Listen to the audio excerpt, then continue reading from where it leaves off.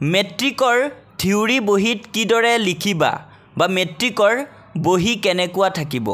তো একেদিন এই দুটা প্ৰশ্ন বহুতো ষ্টুডেণ্টে আমাক কৰি আছিলে আৰু কেইদিনমান আগতে আমি MCQ OMR আনসাৰ শিটত কেনেকৈ কৰিব লাগিব তাৰ ওপৰত এটা ভিডিঅ' দিছিলোঁ।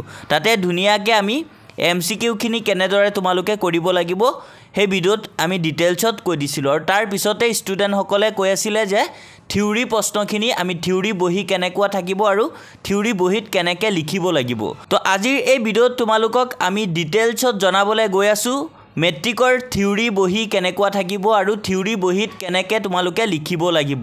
মেট্ৰিকৰ অৰিজিনেল থিওৰি কপি আমি তোমালোকক দেখুৱাই আজি ডিটেইলছত বুজাই দিম। গতিকে ভিডিঅ'টো স্কিপ নকৰাকৈ সম্পূৰ্ণ ভিডিঅ'টো তোমালোকে চাবা। তো ছাত্ৰ ছাত্ৰীসকল মেট্ৰিকত তোমালোকে থিওৰি বহিটো এনেকুৱা পাবা।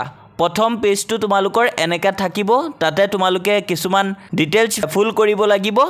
ইয়াতে প্ৰথমতে তোমালোকৰ থাকিব ৰুল, সেকেন্ডত থাকিব তোমালোকৰ নং, সাবজেক্ট, গ্ৰুপ, মিডিয়াম আৰু ৰেজিষ্ট্ৰেশ্যন নাম্বাৰ। তো ৰুল, নং আৰু ৰেজিষ্ট্ৰেশ্যন নাম্বাৰ এইকেইটা তোমালোকৰ এডমিট কাৰ্ডত পাই যাবা আৰু মিডিয়ামটো তোমাৰ যোনটো মিডিয়াম ইয়াতে তোমালোকে ফিল কৰি দিবা।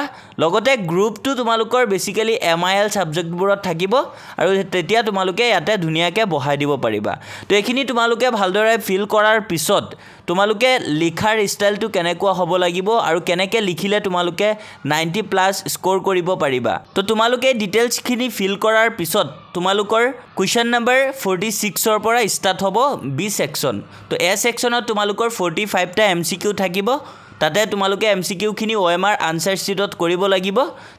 তাৰ পিছত তোমালোকৰ নেক্সট সেকশন B থাকিব। তো তোমালোকে ইয়াতে ফাৰ্স্ট ৰোত তোমালোকে সেকশন B বুলি এটা ধুনীয়াকৈ লিখি দিবা। তো তাতে তোমালোকে সেকশন B বুলি দি কুৱেশ্যন নম্বৰ 46 এনসাৰ্স। তো মই ইয়াতে যেনেকৈ লিখিছোঁ সেম তোমালোকে তেনেদৰে লিখিবা। তো এনেকৈ লিখি তোমালোকে ধৰি লোৱা প্ৰথম প্ৰশ্নটো তোমালোকক দিছে সংযোজন বিক্ৰিয়া কাক বোলে। তো তোমালোকে এনেকৈ ধুনীয়াকৈ লিখিবা ইয়াত যি ৰাসায়নিক বিক্ৰিয়াত দুই বা ততোধিক বিক্ৰিয়ক পদাৰ্থ লগ হৈ মাত্ৰ এটা বিক্ৰিয়াজাত পদাৰ্থ উৎপন্ন হয় তাক সংযোজন বিক্ৰিয়া বোলে। তো এই প্ৰশ্নটোৰ উত্তৰ তোমালোকে ইয়াতে ধুনীয়াকৈ লিখিবা আৰু 46 কুৱেশ্যন নম্বৰ 46 আনসাৰ এটো দি তোমালোকে সেই লাইনতে লিখি নিদিবা। এনসাৰ ইয়াতে দেখা পাইছা তোমালোকে সেম এজ ইট ইজ তোমালোকে এনেকৈ লিখিবা।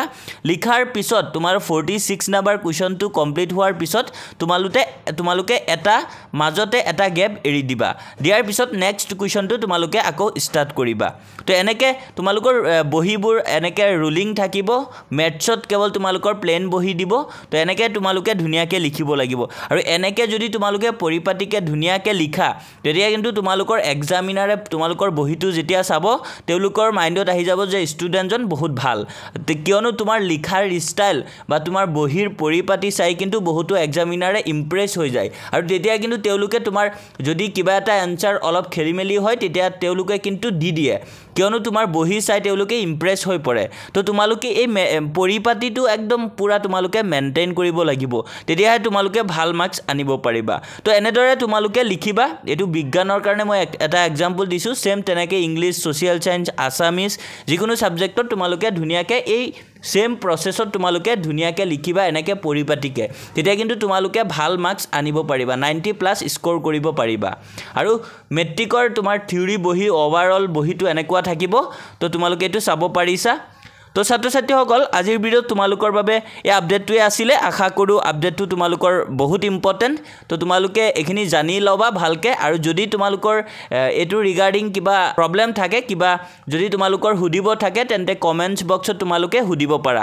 লগতে যদি আমাৰ ভিডিঅ'ত এটা লাইক এতিয়াও কৰা নাই ভিডিঅ'টোত লাইক এটা কৰি দিবা আৰু আমাৰ চেনেলত যদি আজি নতুন আহিছা চেনেলটো কিন্তু ছাবস্ক্ৰাইব কৰিবলৈ পাহৰি নাযাবা।